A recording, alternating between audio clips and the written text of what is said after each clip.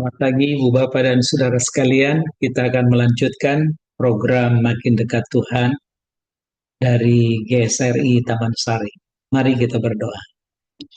Tuhan berkati percakapan kami, sehingga kami mengerti makna dari teks yang kami ingin renungkan bersama. Bimbinglah dengan Roh-Mu yang kudus, sehingga kami boleh menjadi orang yang tidak menyalahgunakan kemerdekaan yang Tuhan beri. Di dalam Putra-Mu Yesus Tuhan, Juru Selamat yang hidup kami berdoa. Amin. Ibu Bapak, saya akan membacakan satu bagian sabda Tuhan yang berkait dengan satu pemikiran tentang kebenaran yang memerdekakan, yaitu Yohanes 8 ayat 31 sampai 32 dan 36. Lalu Yesus berkata kepada orang-orang Yahudi yang telah percaya kepadanya, "Jikalau kamu tetap di dalam firman-Ku, kamu benar-benar murid-Ku, dan kamu akan mengetahui kebenaran, dan kebenaran itu akan memerdekakan kamu. Jadi, apabila anak itu memerdekakan kamu, kamu pun benar-benar merdeka." Sampai sedemikian jauh pembacaan sabda Tuhan. Yang berbahagia adalah mereka yang mendengar dan yang memelihara di dalam hidupnya. Haleluya. Jemaat yang dikasihi Tuhan, apa yang ingin kita tangkap dari bagian teks ini yang perikopnya berjudul kebenaran yang memerdekakan? Barangkali ini adalah sebuah sindiran sekaligus ajaran kepada orang-orang yang mengaku pemimpin ahli Taurat dari bangsa Yahudi, tapi hidup mereka hanya sekedar mengisi hari-harian di dalam bentuk ritual ketimbang tapak spiritual. Satu kali Khalil Gibran, seorang pujangga Libanon yang hidup 1883 sampai 1931, pernah berujar seperti ini. Life without liberty is like a body without spirit. Jadi dia berkata bahwa kehidupan tanpa sebuah kemerdekaan itu seperti tubuh tanpa roh. Apa yang dia mau katakan? Jadi kalau tubuh tanpa roh, dia hanya seonggok daging. Dia mungkin bentuknya bagus. Segalanya kelihatan asyik. Tapi tidak ada kehidupan di dalamnya. Dengan kata lain, dia tidak sesuai apa yang ditampilkan di luar dengan apa yang ada di dalam potensinya. Maksudnya potensi di dalam tubuhnya itu tidak bisa dimunculkan. Apa yang sebenarnya kita ingin dapatkan dengan teks ini? Ketika Yesus berkata, orang-orang Yahudi yang telah percaya kepadanya, "Jikalau kamu tetap dalam firman-Ku, kamu benar-benar murid-Ku." Artinya, bahwa istilah murid itu bukan soal status, tapi istilah murid itu adalah kelembagaan yang baru. Yang tadinya engkau orang liar, barangkali ya, yang bukan juga status anak, dan sekarang kita menjadi orang yang tertib, bahkan diadopsi sebagai anak. Dan itu semua kalau dikatakan orang yang percaya itu tetap di dalam firman-Ku.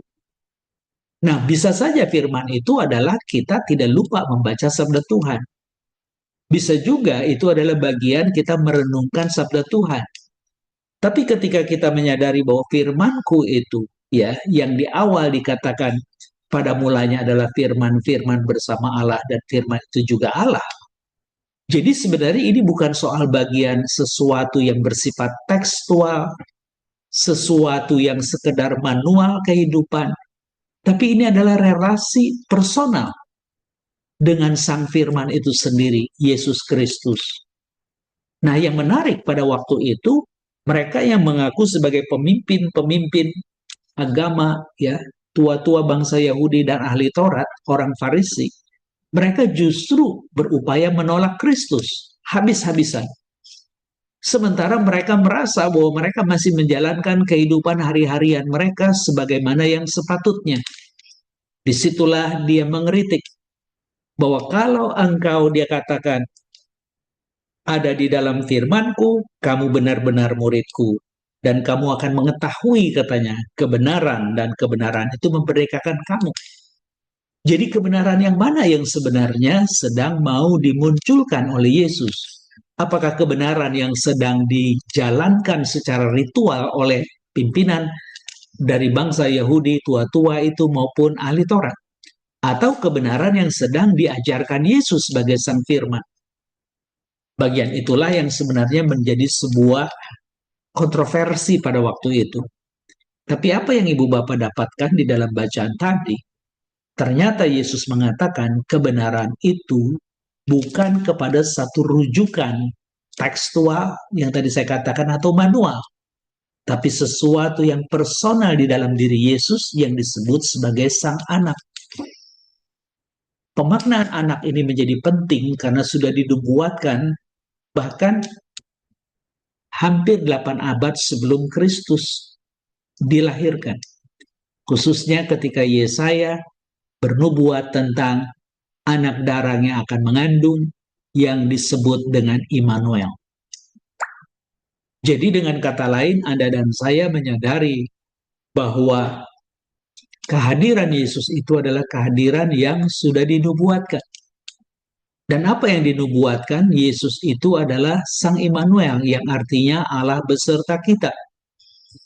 Nah, ketika kebenaran itu memerdekakan di dalam diri anak, maka Yesaya juga menjabarkan lebih jauh lagi. Kalau tadi di dalam 7 ayat 14, kemudian di dalam pasal 9 ayat 5 dan lain sebagainya, dan seterusnya, maka dia mengatakan bahwa seorang anak sudah diberikan.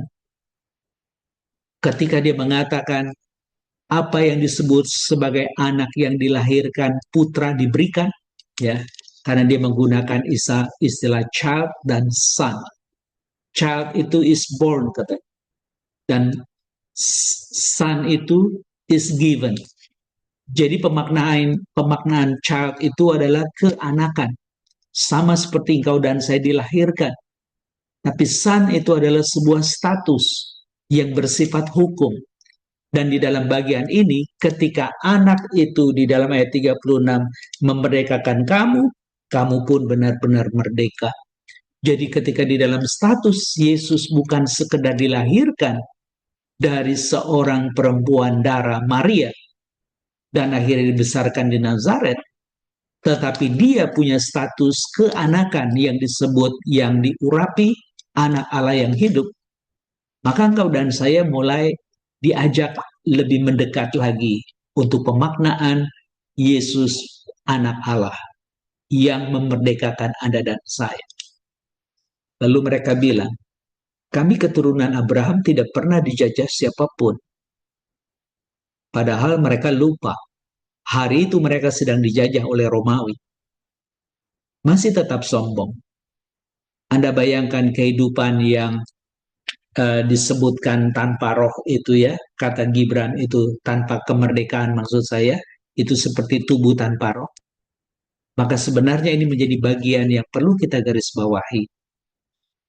Yang sebenarnya kemerdekaan itu bukan untuk kebebasan melakukan hal yang melanggar hukum, tapi sebuah kebebasan yang dikendalikan untuk menjalankan hukum. Kenapa harus ada istilah kebebasan? Sampai Yesus mengatakan kebenaran itu akan memerdekakan. Karena kalau engkau dan saya sebagai makhluk moral tidak diberikan kebebasan, maka segala yang kita buat itu adalah sesuatu yang tidak bermakna. Karena semuanya sudah diatur. Tidak ada pilihan. Semuanya harus berjalan sebagaimana mestinya. Tapi ketika seseorang diizinkan untuk memilih apakah itu baik atau tidak baik, dan kemudian dia membuktikan dia ingin menjadi pribadi yang baik, di tengah kondisi yang tidak baik, dia tetap berbuat baik. Itulah yang disebut dengan makhluk moral. Dan setiap makhluk moral selalu diberikan kebebasan. Bukan sebuah keterpaksaan, ikatan, belenggu, tirani, dan lain sebagainya.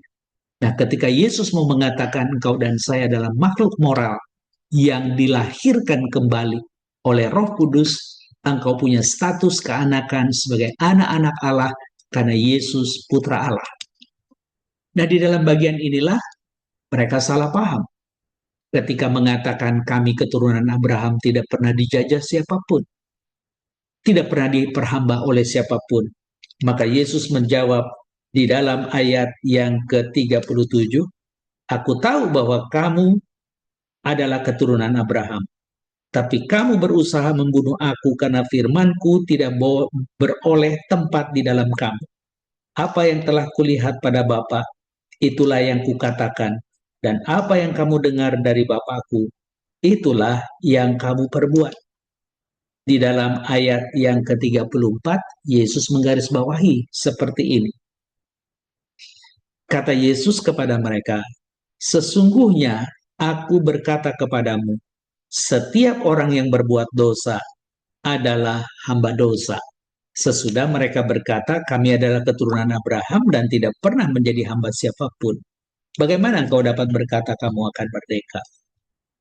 Jadi dengan kata lain, Yesus itu sedang mengajak para pendengarnya, kita adalah pendosa yang sedang dibelenggu. Suka atau tidak, apapun yang kita lakukan, produknya adalah dosa. Padahal engkau dan saya hari ini disuruh memilih sebagai makhluk moral untuk melakukan yang baik. Maka pertama sekali adalah kita dimerdekakan dari belenggu dosa itu. Dan ketika Yesus mengatakan kebenaran memerdekakan, dan hal yang berkait dengan hukum kebenaran pada dirinya yang personal itu, dia mati menggantikan kita. Dan ketika dia bangkit, dia mengingatkan kepada kita ada harapan dan kesempatan. Dan disitulah dia memberikan hak sebagai anak-anak Allah kepada kita yang percaya kepada Yesus Kristus. Di dalam bagian yang tadi saya bacakan itu, kalau anak itu memerdekakan kamu, maka engkau benar-benar merdeka. Karena tadi saya katakan, son itu adalah status yang berkait dengan hukum. Maka engkau yang tadinya anak sembarangan, sekarang menjadi anak yang mewariskan janji. Dan apa yang kita dapatkan pada pagi ini, biarlah ini menjadi sebuah pemahaman yang sekali lagi diperbaharui buat kita. Bahwa dia di hari kemerdekaan ini, yang mana kita juga baru saja merayakan kemerdekaan, belum seminggu yang lalu, kita juga mau mengisi pemaknaan kemerdekaan yang sesungguhnya. Kalau banyak pelesetan di negeri ini, bahwa kita merdeka di dalam sebutan hari kemerdekaan, tetapi kehidupan kita tidak merdeka. Semuanya dibelenggu, semuanya hampir. Sehingga orang itu tidak menyukai dengan istilah-istilah yang hari ini elit-elit kita mengucapkan kemerdekaan. Karena apa yang mereka katakan kemerdekaan lebih kepada antusias untuk menyenangkan diri sendiri. Merdeka untuk meminta gaji yang lebih besar sebagai elit politik, sementara rakyat tidak bisa mengelak untuk membayar pajak dan seterusnya. Bagian itu dianggap sebagai sesuatu yang mencoreng kemerdekaan negeri kita. Jadi kalau di negeri ini kita juga mengalami kemerdekaan, harusnya sebagai makhluk moral, kita melakukan sesuatu bukan karena diawasi, tapi kita melakukan sesuatu karena ada harga di dalamnya. Engkau dan saya sebagai umat tebusan yang menjadi warga negara yang baik sudah diberikan status baru, bukan lagi orang yang terbelenggu, tapi orang yang merdeka untuk menggunakan kemerdekaan, bukan menyalahgunakan. Dan ketika lewat hidupmu dan hidup orang-orang yang mempercayai Yesus, barangkali negeri ini terselamatkan. Karena mereka akan melihat terang Kristus yang besar, yang sesungguhnya memberikan nilai hidup yang sejati, bukan dengan retorika, tetapi dengan sebuah aktualisasi diri yang rela mati untuk sesama. Kenapa? Karena engkau dan saya harus membawa mereka keluar dari belenggu dosa dan memberitakan kabar baik kepada mereka supaya mereka dimerdekakan dan pada gilirannya mereka bisa mengisi kemerdekaan dengan penuh sukacita, dengan penuh kemerdekaan, yang mana engkau dan saya bukan lagi, kata Khalil Gibran, hidup yang tanpa kemerdekaan, karena dia ibarat tubuh yang tanpa roh.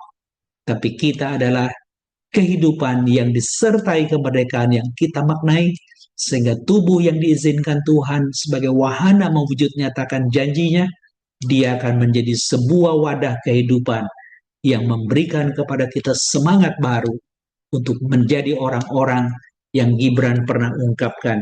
Kita menjadi orang-orang yang hidup bukan di dalam sekedar keberadaan biologis, kata dia, seperti tubuh yang bernafas, tapi kosong, tidak bernyawa, dan tidak bermakna. Dan ketika dia mengatakan seseorang yang memiliki roh, ya, melambangkan semangat dan tujuan jati diri, karena dia mempunyai sebuah kehidupan dengan kemerdekaan, maka dia sejajarkan seorang bisa saja kehilangan kemerdekaan. Dia bilang begini tepatnya, jadi jika seseorang kehilangan kebebasan, ia masih hidup secara fisik, tetapi jiwanya terbelenggu dan hidupnya tidak utuh. Tidak heran kalau bangsa kita warganya sering hidup tidak produktif, hanya memikirkan hal-hal sesaat yang akan lewat begitu saja, tidak memanfaatkan hal sesaat untuk yang kekal.